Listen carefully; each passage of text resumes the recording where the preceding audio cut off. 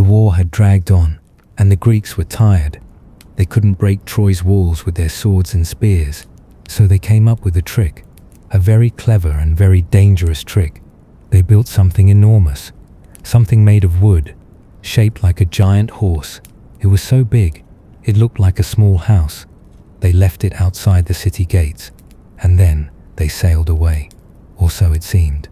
The city of Troy had stood for 10 long years, 10 years of war, of battles, and of waiting.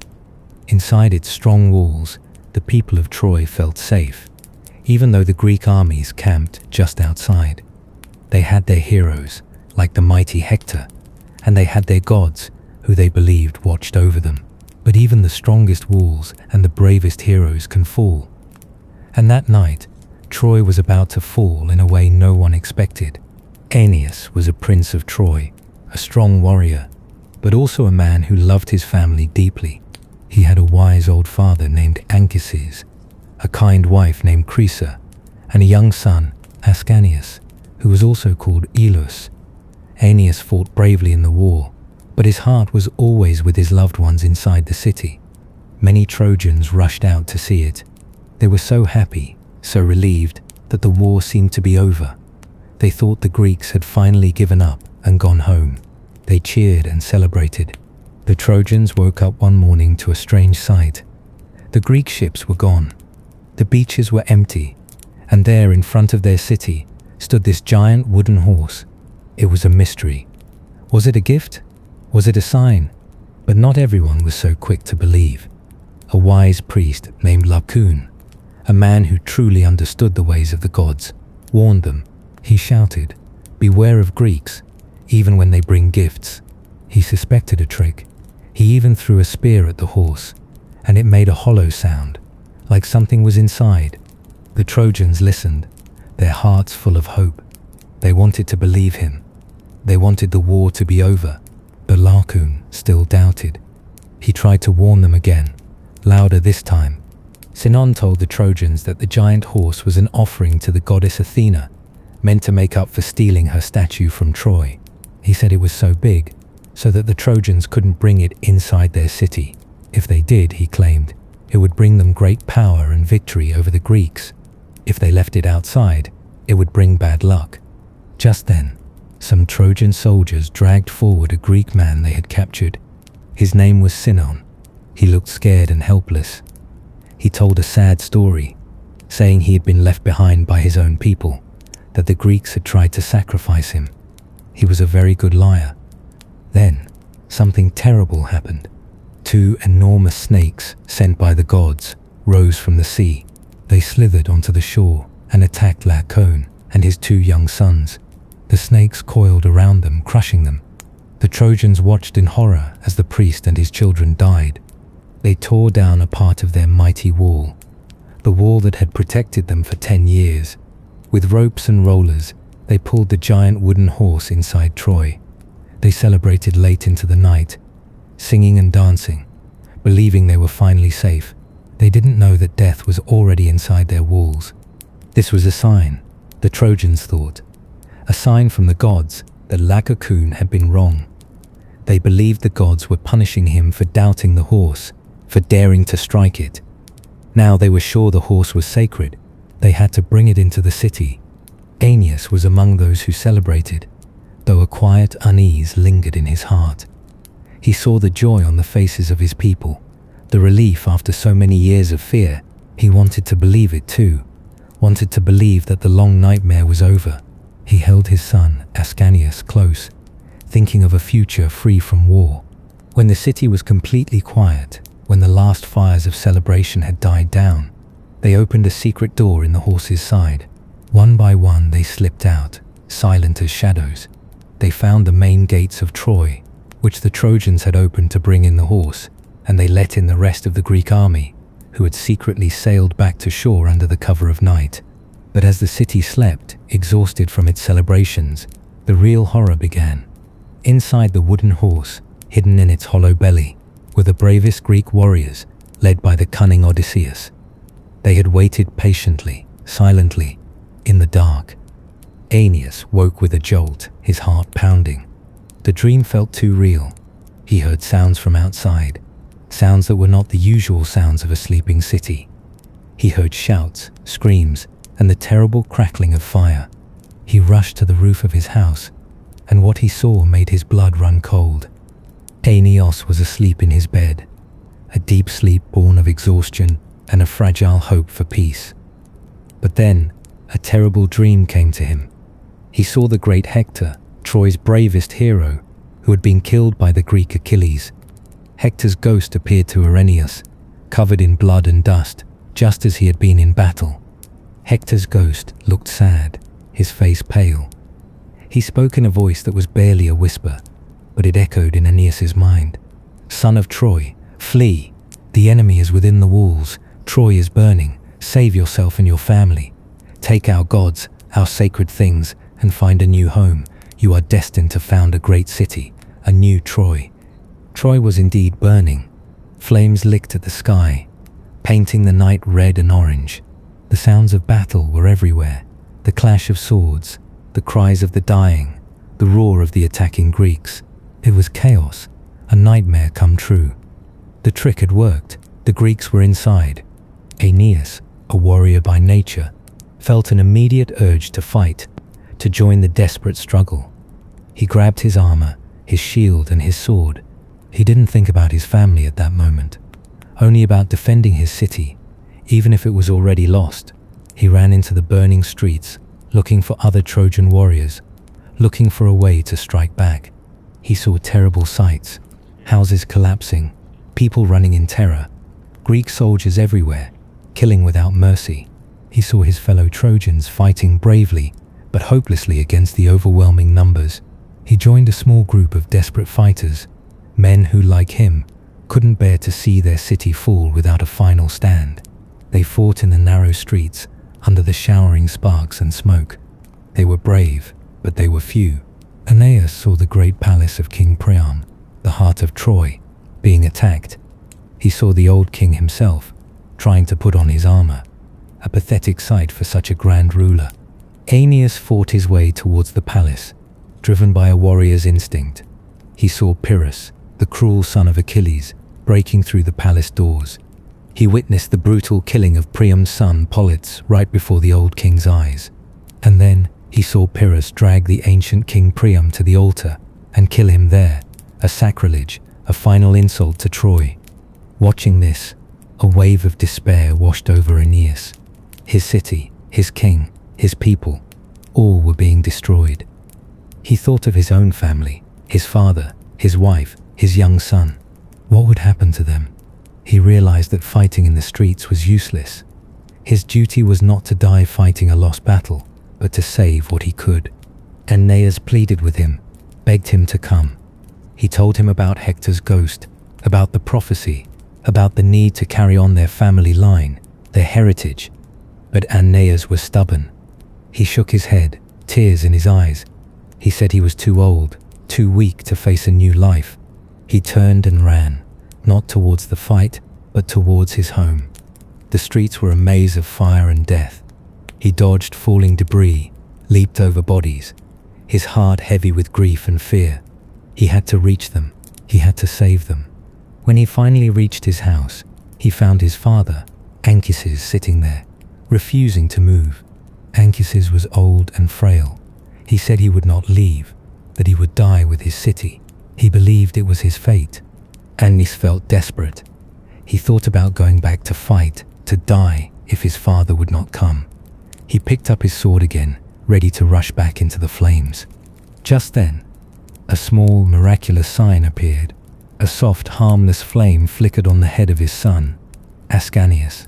It glowed gently, not burning his hair, but shining like a crown. Aeneas's wife, Creusa, cried out in wonder. Anchises saw it too. He looked up, his eyes wide. This was a sign from the gods, a sign that they should indeed leave, that Ascanius, their young son, was special, marked for a great future. Then, as if to confirm it, another sign appeared. A bright shooting star streaked across the dark, smoky sky, moving towards Mount Ida, a sacred mountain near Troy. It left a long, fiery trail behind it. Aeneas felt a surge of hope and determination. he quickly made a plan. "Father," he said, "climb onto my back. I will carry you. You are old and wise, and you carry our household gods, our sacred statues. I cannot touch them, for my hands are stained with battle." Anchises finally understood. "It is the will of the gods," he cried. "I will go. Lead the way, my son." He turned to his son. "Aeneas, hold my hand tightly and walk beside me." And to Croesus, he said, "Follow behind us, but keep a little distance. We will meet at the old temple of Ceres, outside the city walls, near the ancient cypress tree. If we get separated, that is where we will gather." With his father on his shoulders, his son holding his hand, Aeneas stepped out of his burning home. He felt the weight of his family, the weight of his past, and the weight of his future on his shoulders. He was no longer just a warrior. He was a protector, a leader of a desperate escape. They moved through the burning city, slowly, carefully. The smoke stung their eyes, the heat was intense, and the sounds of destruction were all around them. Aeneas could feel his father trembling on his back, and he squeezed Ascanius's hand to reassure him. They reached the temple of Ceres, a quiet, ancient place outside the city. Aeneas carefully set his father down. He looked around for Croesus, but she wasn't there. They saw Greek soldiers everywhere, but somehow, miraculously, they were not seen. It was as if the gods, who had sent the signs, were now protecting them, guiding them through the chaos. Aeneas moved with a fierce focus, his eyes fixed on the path ahead, his only thought to get his family to safety. They passed through the broken wall, the very gap the Trojans had made to bring in the horse. It felt like a cruel joke, a monument to their terrible mistake. But now it was their path to freedom. His heart leaped into his throat. "Croesus," he called out, his voice hoarse with fear. He looked back towards the burning city, then frantically searched among the small group of survivors who had also made it to the temple. She was nowhere to be seen. He told his father and son to stay hidden with the others. He handed them the sacred household gods. Then, against all reason, he turned back. He ran back into the burning city, retracing his steps, calling Croesus' name. Anchises and Ascanius were safe, but Croesus was gone. Had she gotten lost? Had she fallen? Had she been captured? Aeneas felt a cold dread spread through him. He couldn't leave her. He couldn't go on without her. He ran through the familiar streets, now unrecognizable ruins. He searched their house, which was still smoldering. He looked in every shadow, behind every fallen wall. He called her name again and again, his voice cracking with desperation. He saw more horrors, more death, more destruction. The city was a funeral pyre, a tomb. He was risking his own life, but he couldn't stop. He had to find her. Then, as he stood amidst the ruins, a shadowy figure appeared before him. It was Croesus, but she was not solid. She was a ghost, her face pale, her eyes filled with a gentle sadness. The smoke from Troy still stained the morning sky as Aeneas and his small band of survivors set sail. Their hearts were heavy with loss, but a glimmer of hope, fueled by the gods' signs and Croesus' ghostly words, pushed them forward. They were refugees, but they were also the carriers of a great future. Their ships, hastily repaired and few in number, cut through the gentle waves, leaving behind the burning memory of their home. Their first stop was a land called Thrace, not far from Troy.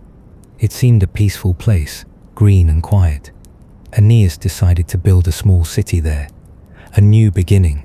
As he was preparing to offer a sacrifice to the gods, he sought branches from a nearby bush to cover the altar. But as he pulled at a branch, dark blood oozed out, staining the ground. A voice, weak and mournful, rose from the earth itself. "Aeneas, why do you disturb me?" the voice whispered. It was the spirit of Polydorus, a young Trojan prince. King Priam had sent Polydorus to Thrace for safety during the war, along with a great deal of gold. But the Thracian king, greedy and cruel, had murdered Polydorus for the gold and thrown his body into the ground, where he had taken root as the bleeding bush. This grim discovery was a harsh reminder that even in new lands, the shadows of the war followed them. It was clear they could not stay in a place stained by such treachery. They quickly performed funeral rites for Polydorus and left Thrace, their hopes for a quick settlement dashed. They landed on Crete and began to build a new city, full of optimism. They named it Pergamum, after the citadel of Troy. They started to plant crops, to build homes, to imagine a peaceful life. But their peace was short-lived. A terrible plague swept through their settlement, bringing sickness and death. The crops withered and the people grew weak. It was a sign that they had made a mistake.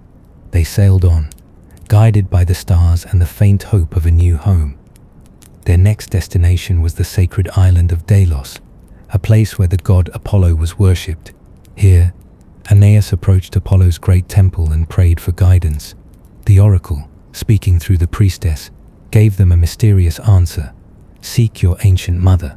There, the house of Aeneas shall rule over all lands, and their children's children.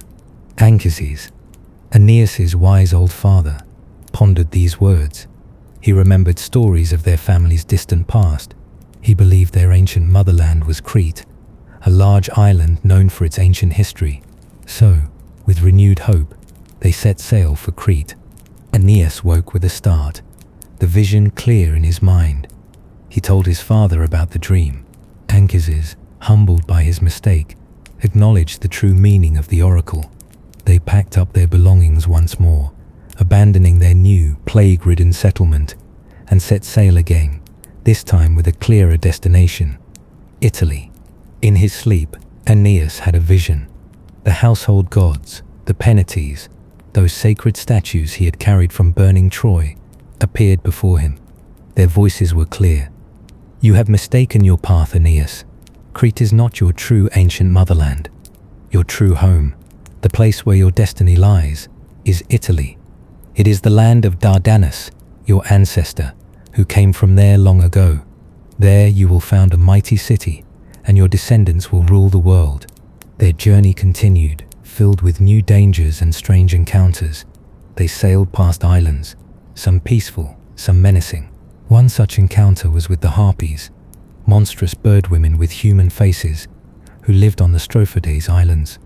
These creatures were foul and aggressive, swooping down to snatch and defile any food the Trojans tried to eat. They sailed on, past the island of Ithaca, the home of the cunning Odysseus, a name that still brought a shiver to their Trojan hearts.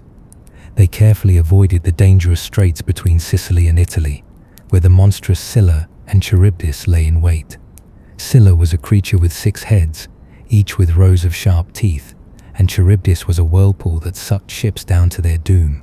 During one of these attacks, the harpy Celaeno, a terrifying creature, perched on a high rock and shrieked a dreadful prophecy. She cursed them, saying they would not found their city until they were so hungry that they were forced to eat their very tables.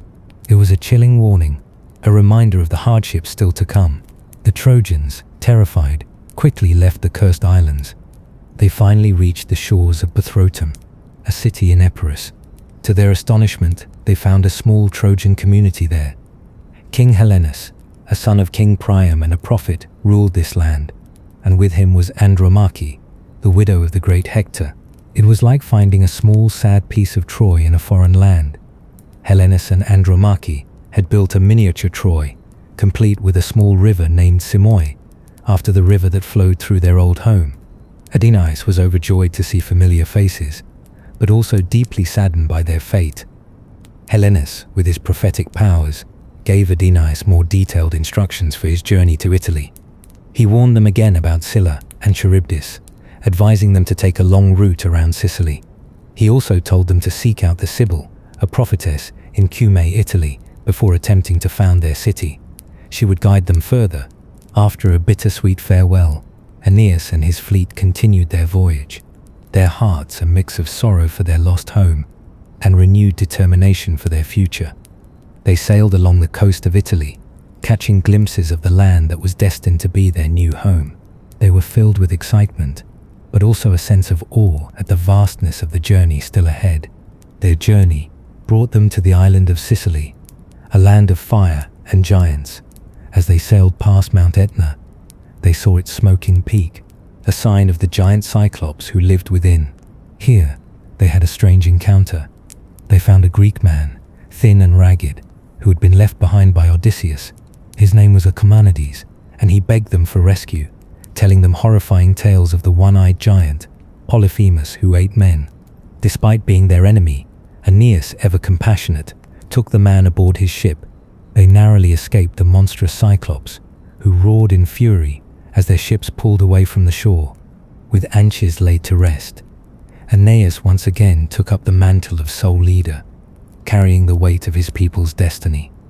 They sailed away from Sicily, heading north towards the promised land of Italy.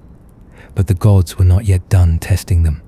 But Sicily also brought a great sorrow. Here Aeneas' old and beloved father, Anchises, finally passed away. After so many years of guiding his son, of enduring the hardships of their journey, the wise old man found his final rest. Aeneas was heartbroken. Anchises had been his anchor, his connection to the past, and his guide to the future. His death was a heavy blow, leaving Aeneas feeling more alone than ever. Despite the presence of his loyal companions, they buried Anchises with great ceremony, mourning the loss of a truly noble spirit. Juno, the queen of the gods, still held a fierce hatred for the Trojans. She remembered the judgment of Paris, who had chosen Venus over her in a beauty contest, and she knew that Aeneas was destined to found a city that would one day destroy her beloved Carthage. She could not stand to see him succeed. The ships were tossed and battered, their sails torn, their masts broken. Aeneas, watching his fleet being torn apart, felt despair. He wished he had died fighting in Troy, rather than facing such a cruel end at sea. But Neptune, the god of the sea, heard the commotion. He was angered that Aeolus had dared to stir up his waters without his permission. Rising from the depths, his chariot drawn by seahorses, Neptune calmed the furious waves with a stern command. The winds retreated, the clouds parted, and the sea grew calm once more. Filled with rage, Juno went to Aeolus, the god of the winds. She begged him to unleash his fiercest storms upon Aeneas' fleet, to scatter their ships and drown them in the sea. Aeolus, eager to please the queen of the gods, unleashed his winds with terrible force. The sky turned black, the waves rose like mountains, and a furious storm descended upon the Trojan ships. Many of Aeneas' ships were scattered, but 7 remained, battered but afloat. Neptune guided them towards the nearest land, a hidden harbor on the coast of North Africa. This land was Carthage, a city that Juno loved above all others, a city that was destined to be Rome's greatest enemy. Dido, Venus explained, was a queen from Tyre, a city far away. Her cruel brother Pygmalion had murdered her husband Sychaeus for his wealth. Dido, heartbroken and betrayed, had gathered her loyal followers and fled Tyre, sailing across the sea to found this new city, Carthage. She was a strong, determined, and compassionate leader, building a powerful new home for her people. Venus then made Aeneas and Achates invisible with a magical mist so they could enter the city safely. Aeneas and his loyal companion Achates went ashore to explore. They found a beautiful, bustling city being built, full of energetic people. As they walked, they saw a woman approaching them, dressed like a huntress. It was Aeneas' mother, Venus, disguised as a young woman. She told them about the queen of this city, Dido. As they walked through the city, still hidden by the mist, Aeneas was amazed by the grand buildings rising around him. He saw the Carthaginians working diligently, building walls, digging harbors, and laying out streets. It reminded him of Troy, of the city he had lost, and filled him with a mix of hope and sorrow. They came to a magnificent temple being built in honor of Juno. Inside, Aeneas saw something that made his heart ache, and his eyes fill with tears. On the walls of the temple, artists had carved scenes from the Trojan War. He saw his friends, his fallen comrades, the battles he had fought. He saw Hector, Achilles, and even himself fighting bravely. It was a painful but strangely comforting sight, a reminder that their suffering was known, even in this distant land. While Aeneas was gazing at the murals, Queen Dido herself entered the temple. She was a woman of great beauty and dignity, surrounded by her attendants. She sat on a throne, dispensing justice, giving laws to her people, and overseeing the building of her city. She was a true queen, strong and fair. Then, to Aeneas's astonishment, some of his lost companions, those whose ships had been scattered by the storm, entered the temple. They had survived. They approached Dido, begging for her help, for shelter and supplies. They told her of their journey, of the storm, and of their lost leader, Aeneas, whom they believed had drowned. Dido, seeing the famous Aeneas, the hero of Troy, was filled with wonder and compassion. She welcomed him and his people with open arms. She offered them shelter, food, and a place in her new city. She spoke of her own experience as a refugee, understanding their pain and their need for a new home. She promised them safety and friendship. As they spoke, the magical mist around Aeneas and Achates suddenly vanished. Aeneas stood before Dido, revealed in all his heroic glory, looking like a god. His companions gasped in surprise and joy. That night, Dido held a grand feast in Aeneas's honor. The palace was filled with light, music, and laughter. Dido, captivated by Aeneas's presence, asked him to tell the story of Troy's fall and his long journey. As Aeneas recounted his tale, speaking of the Trojan horse, the burning city, the loss of Creusa, and the long years of wandering, Dido listened intently, her heart already inflamed by Cupid's magic. She was deeply moved by his suffering, his courage, and his noble spirit. She saw in him a reflection of her own strength and sorrow. But Venus, Aeneas's mother, had a plan. She feared Juno's hatred and the dangers that might befall Aeneas in Carthage. She wanted Dido to love Aeneas so deeply that she would protect him at all costs. So Venus sent her son, Cupid, the god of love, disguised as Aeneas's young son, Ascanius. Cupid, in the form of the innocent boy, sat on Dido's lap, and with his divine touch, filled her heart with an overwhelming, burning love for Aeneas. One day, Dido and Aeneas, along with some of their companions, went hunting. A sudden storm broke out, forcing them to seek shelter in a cave. In the darkness and the wildness of the storm, Dido and Aeneas came together. Dido believed it was a true marriage, blessed by nature. She was completely devoted to him, seeing him as her husband, her king, the one who would share her throne and her life. Day after day, Dido sought Aeneas's company. She showed him around her growing city, shared her plans, and listened to his stories. Her love for him grew stronger and stronger, consuming her thoughts and her heart. She neglected her duties as queen, her grand building projects slowing to a halt. The walls of Carthage, once rising so quickly, now stood unfinished. Her people noticed and whispered. For a time, Aeneas was content. He loved Dido, and he found peace and comfort in Carthage. He helped her rule. He enjoyed the beauty of the city, and he felt a sense of belonging he hadn't known since Troy. He almost forgot his divine mission, the prophecies, the destiny that awaited him in Italy. He was happy, truly happy, for the first time in many years. Jupiter sent his messenger, Mercury, the swift god with winged sandals, down to Carthage. Mercury appeared before Aeneas, his face stern. He reminded Aeneas of his true destiny, of the great city he was meant to found, of the glorious future that awaited his son Ascanius. "Are you building the walls of Carthage for Dido?" Mercury asked, his voice echoing Jupiter's command. "You are forgetting your own kingdom, your own race." But the gods, especially Jupiter, the king of the gods, were watching. They had a grand plan for Aeneas, a plan that involved the founding of Rome, an empire that would one day rule the world. They saw Aeneas lingering in Carthage, forgetting his purpose, and they were displeased. Aeneas was stunned, his heart torn. He knew Mercury spoke the truth. He had been neglecting his destiny, allowing himself to be swayed by love and comfort. The words of Hector's ghost, the prophecies of Apollo and Hellenius, the vision of the Penates, they all rushed back to him. He was a man of destiny, not a king of Carthage. The first thing Aeneas did upon landing was to seek out the Sibyl, the wise and ancient prophetess of Apollo. She lived in a vast cave her mind touched by the gods, allowing her to see into the past, present, and future.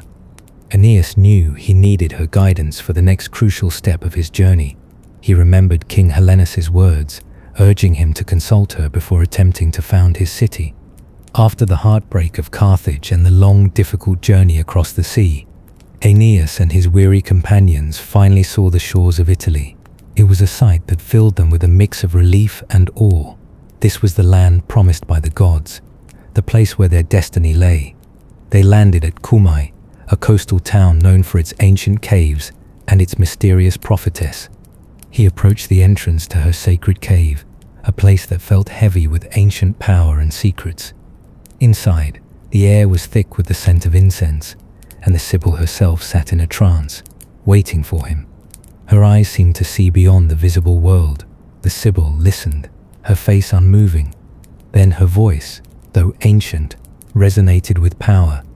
She told him that the path to the Underworld, the realm of the dead, was open to him. But it was a journey fraught with peril. No living person could return from that dark place easily. Aeneas humbly presented himself and explained his long journey, his divine mission, and his need for guidance.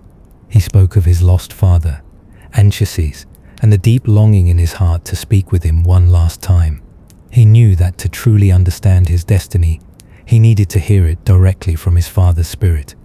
She gave him a crucial instruction: to enter the Underworld and return safely. Aeneas needed a special gift, the golden bough. This sacred branch, she explained, grew in a hidden forest, sacred to the goddess Proserpina, queen of the Underworld. It was made of pure gold, shining brightly even in the darkest woods, and only those truly chosen by fate could pluck it. If it came away easily, it meant the gods approved of his journey. If it resisted, he was not meant to go. With a hopeful heart, Aeneas reached out and pulled. To his immense relief, the branch came away easily, without any resistance. The gods had indeed chosen him.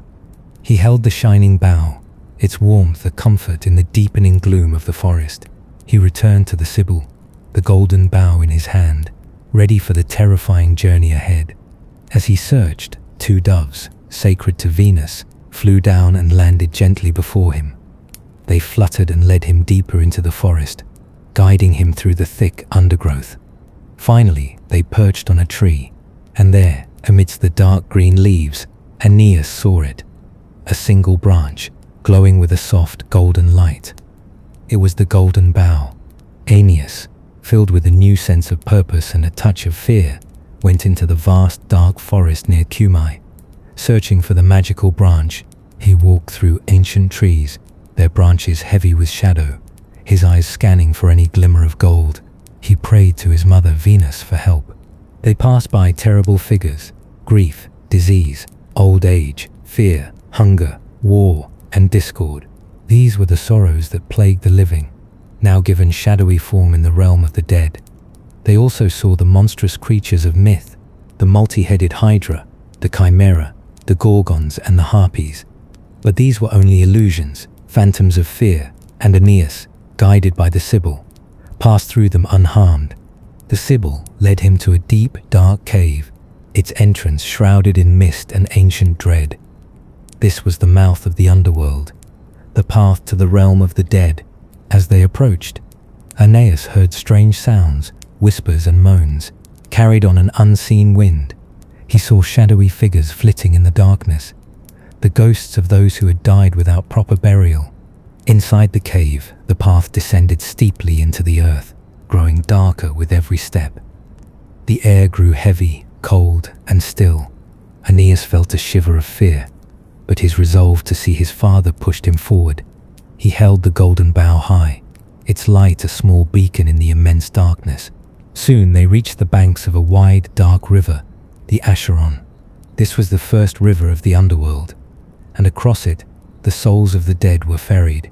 The ferryman was Charon, an ancient, grim figure with a long white beard and burning eyes. He piloted a small, rickety boat, pushing it across the murky waters with a long pole. Charon was a fierce guardian. He refused to take any living person across the river. When he saw Aeneas still alive and breathing, he shouted at him, demanding to know why he dared to trespass in the land of the dead. The Sibyl stepped forward and showed Charon the golden bow. Its golden glow seemed to calm the old ferryman.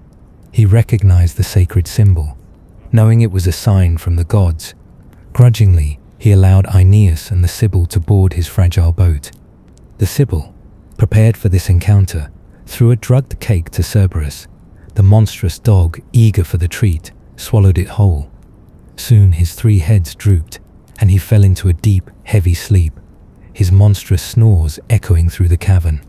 Aeneas and the Sibyl slipped past him, deeper into the realm of the dead. As they crossed the Acheron, Aeneas saw countless souls waiting on the banks, desperate to cross, but unable to. These were the unburied dead, whose bodies had not received proper funeral rites. Their ghostly forms moaned and pleaded, stretching out their hands towards Charon's boat, forever trapped on the wrong side of the river. It was a heartbreaking sight, a reminder of the importance of honoring the dead. After crossing the river, they came to the entrance guarded by Cerberus, the monstrous 3-headed dog of the underworld. Cerberus roared, his 3 heads barking furiously, his eyes glowing red in the darkness. He was a terrifying guardian, meant to prevent anyone from entering or leaving without permission. They entered the first region of the underworld, the mourning fields. This was where the souls of those who had died of love or by suicide resided. Aeneas saw many familiar faces, figures from legends and history, their forms pale and sorrowful. And then he saw her, Dido. Her ghost moved silently through the shadowy fields, her face still etched with the pain of their parting. Aeneas's heart ached. He had caused her such suffering, and seeing her here, a pale shadow of the vibrant queen he had loved, filled him with immense guilt and sorrow. He approached her, tears in his eyes. He tried to speak to her, to explain, to apologize, to tell her that his departure had not been by his own will, but by the command of the gods. "Was it true then that you followed your fate to the end?" he asked, his voice trembling. "I swear by the stars, by the gods, that I left your shores against my will." But Dido turned away from him, her face cold and unforgiving. She did not speak, did not acknowledge his presence.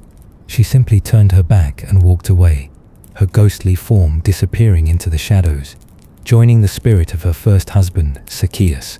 Her silence was a deeper wound than any curse. Aeneas stood there, heartbroken, knowing that he had lost her love forever, even in death. He saw Deiphobus, one of Priam's sons, horribly mutilated, his face disfigured. Deiphobus told Aeneas of his betrayal by Helen, who had let the Greeks into his house on the night Troy fell. It was another grim reminder of the treachery that had led to their city's destruction. He continued his journey, his heart heavy, through the various regions of the underworld. He passed by the fields where heroes who had died in battle resided, their forms still bearing the marks of their wounds. He saw many of his fallen Trojan comrades, their faces filled with recognition and sorrow as they saw their living leader. He spoke with some of them, hearing their tales of the final battle, their laments for Troy. The other path led to the Elysian fields, the beautiful and peaceful realm where the blessed souls resided. This was the destination of the righteous, the heroes, and those favored by the gods. The air here was soft and warm, filled with the scent of flowers and the gentle murmur of happy voices. The spirits here lived in eternal peace, enjoying games, music, and philosophical discussions. Aeneas and the Sibyl then came to a crossroads. One path led to Tartarus, the deepest and darkest pit of the underworld, where the wicked were punished for their sins. Aeneas heard the terrible screams and groans of those suffering eternal torment. The Sibyl explained the various punishments, the endless suffering of those who had defied the gods or committed terrible crimes. It was a chilling reminder of divine justice. This was where Anchises, Aeneas's father, resided. Aeneas's heart leaped with joy and anticipation.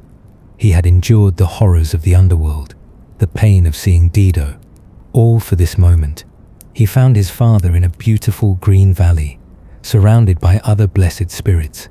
Anchises was studying the souls who were destined to be reborn, teaching them the secrets of the universe.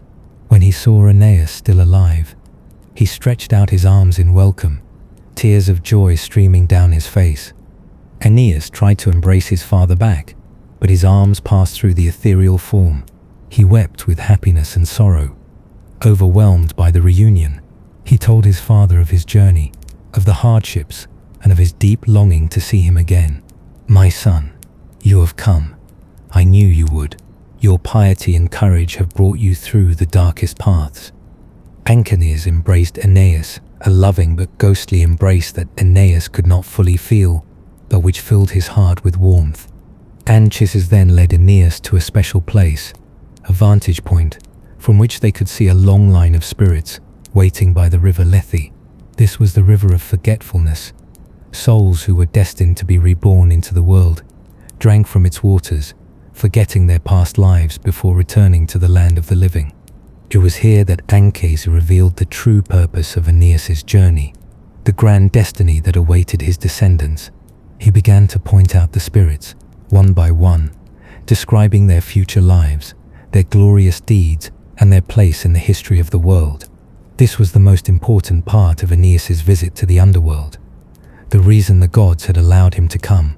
"Look, my son," Aeneas said, his voice filled with pride and reverence. "These are the souls of your future, the heroes of Rome, the mighty empire that will rise from your lineage." After Aeneas emerged from the dark depths of the underworld, his mind was clear and his purpose was set.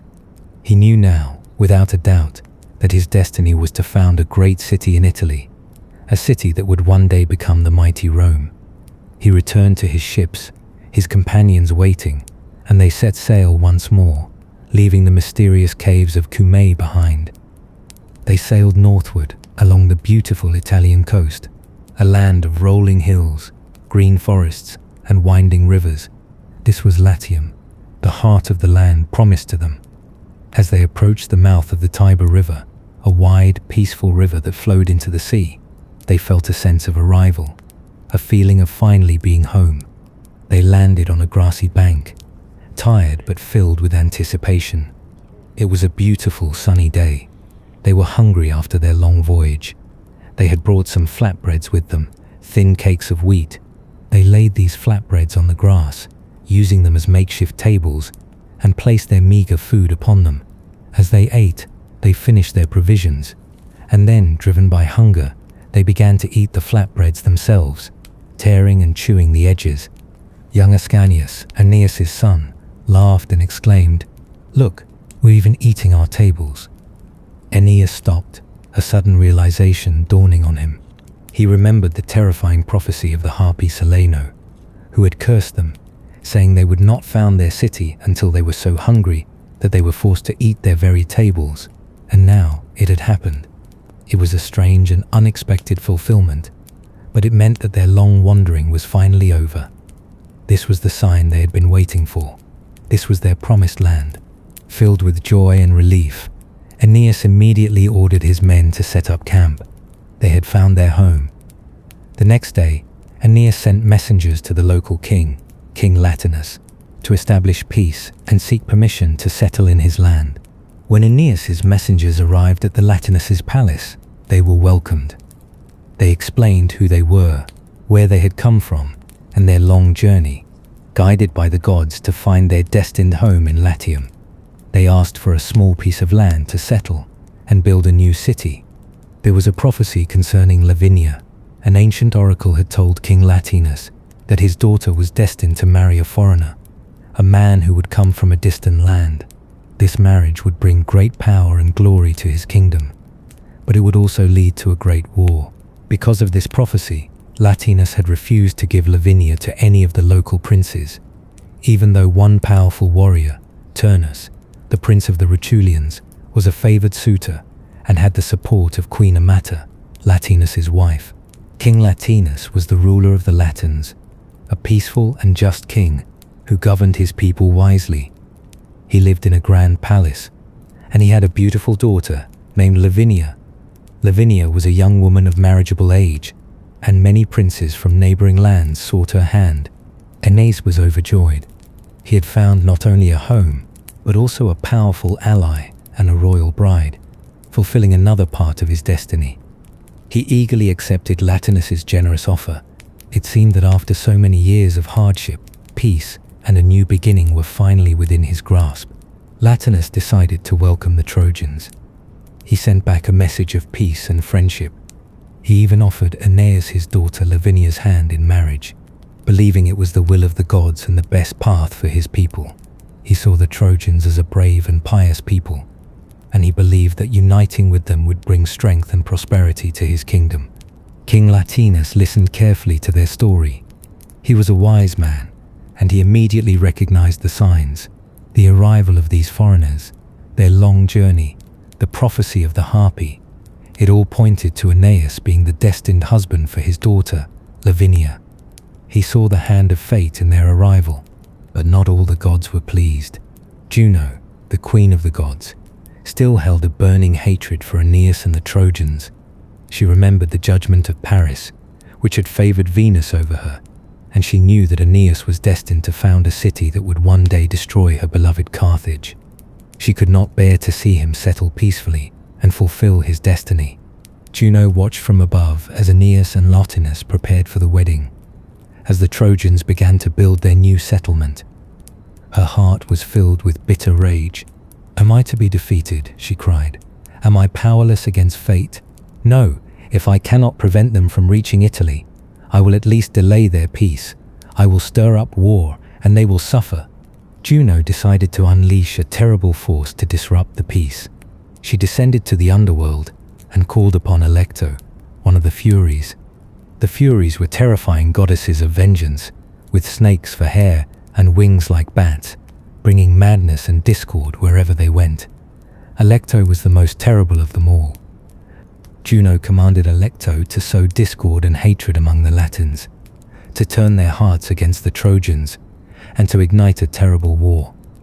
Alecto, eager to fulfill her dark task, flew up from the Underworld, a terrifying shadow.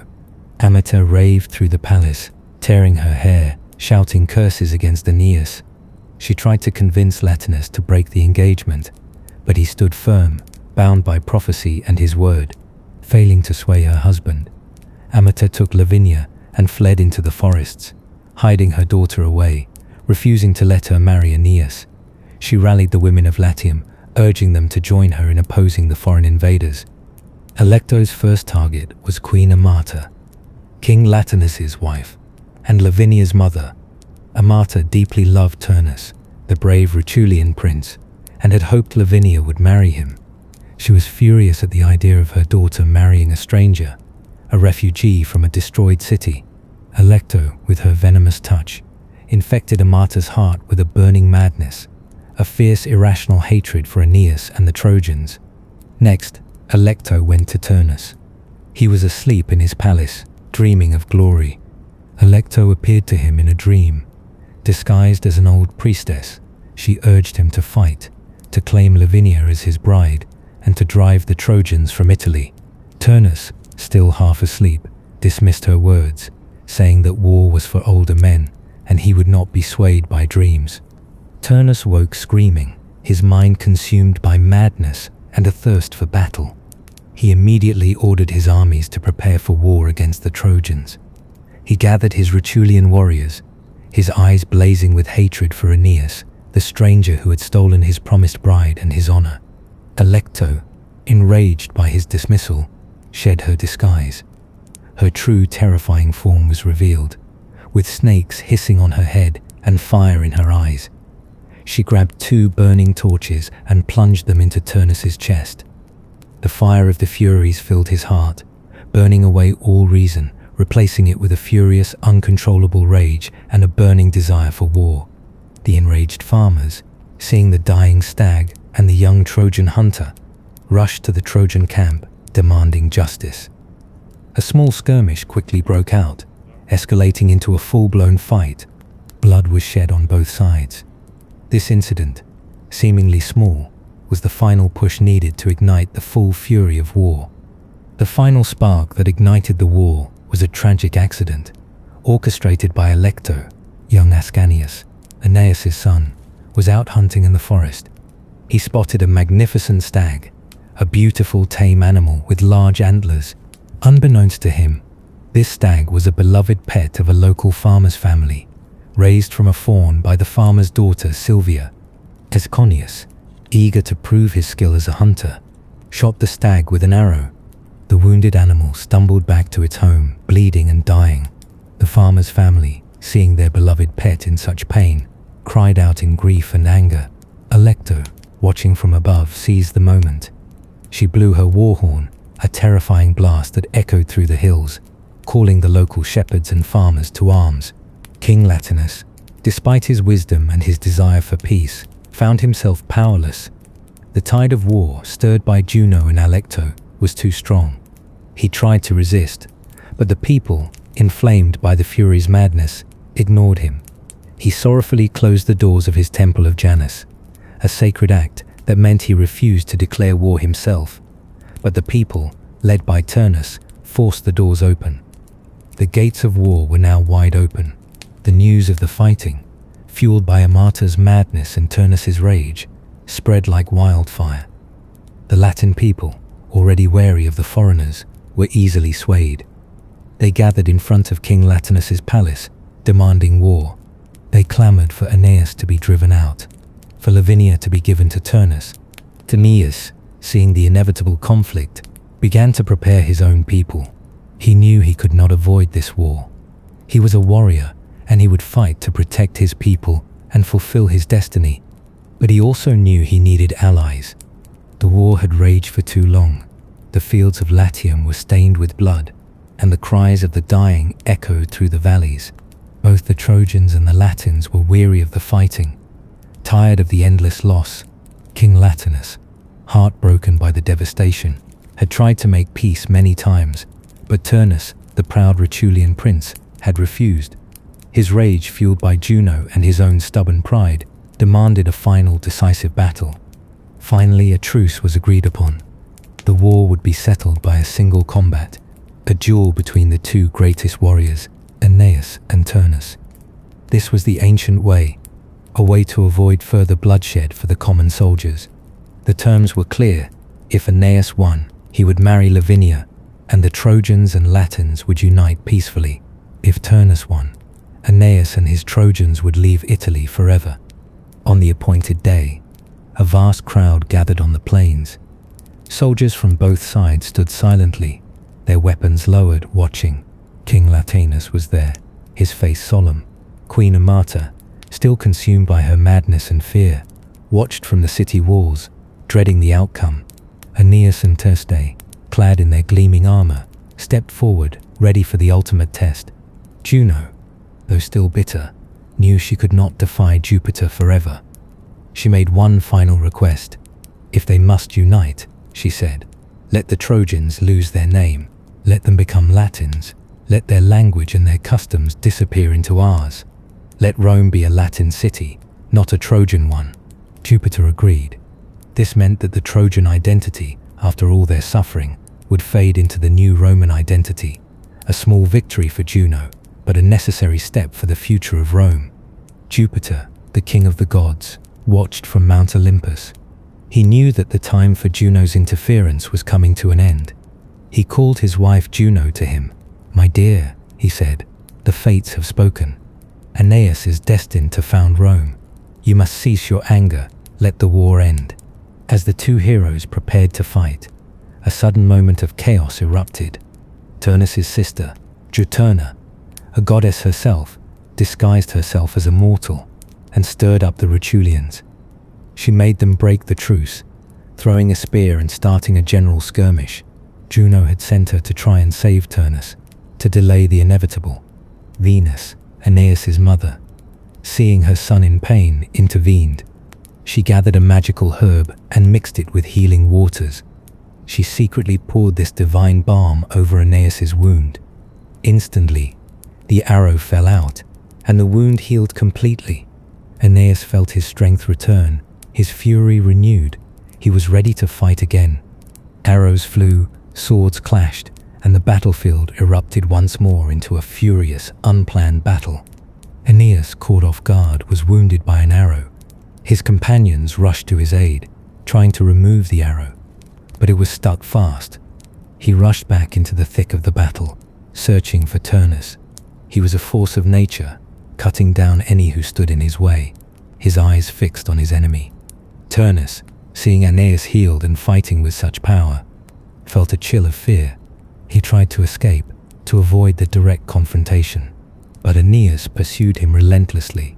He cornered Turnus, demanding the duel they had agreed upon.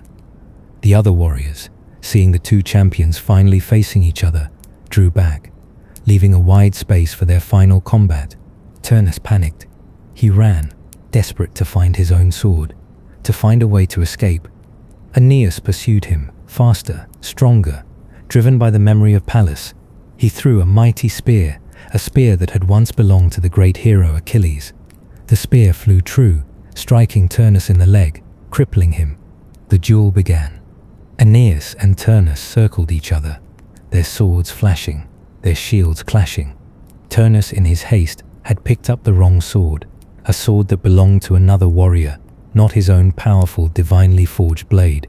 His borrowed sword shattered against Aeneas's shield, leaving him defenseless.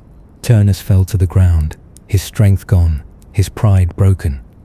He looked up at Aeneas, who stood over him, his sword raised for the final blow. Turnus pleaded for his life. "I deserve it, I know," he gasped, "but spare me, for my father's sake. Send me back to my people. You have won. Lavinia is yours." But then, his eyes fell upon something that changed everything. On Turnus's shoulder, still proudly worn, was the sword belt of young Pallas, the very belt Turnus had stripped from the dying youth after he had killed him. It was a cruel trophy, a constant reminder of Pallas's tragic death. Aeneas hesitated. He looked at the fallen warrior, remembering the plea, the shared humanity. He was a man of piety, capable of mercy. He almost lowered his sword. The sight of that belt, the symbol of Pallas's life and death, ignited Aeneas's rage once more. The fury he had felt when he first heard of Pallas's death, the vow of vengeance he had made, surged through him. This was not just about a duel. It was about justice for his fallen friend. "Do you wear the spoils of my friend?" Aeneas roared, his voice filled with righteous anger. "Pallas sacrifices you with this stroke." Without another word, Aeneas plunged his sword deep into Turnus's chest. Turnus's body went limp. His soul, with a groan, fled to the Underworld. The great warrior, the proud prince, was dead. The war was over, and Anne stood over the fallen Turnus, his chest heaving, his face grim. The victory was his, but it was a victory born of sorrow and vengeance. He had fulfilled his promise to Pallas, but the cost had been immense. With Turnus defeated, the Latins finally accepted the terms of the truce. King Latinus, relieved that the war was over, formally offered Lavinia's hand to Aeneas. The marriage took place, uniting the Trojan refugees with the native Latins. This union was more than just a marriage, it was the symbolic blending of two peoples.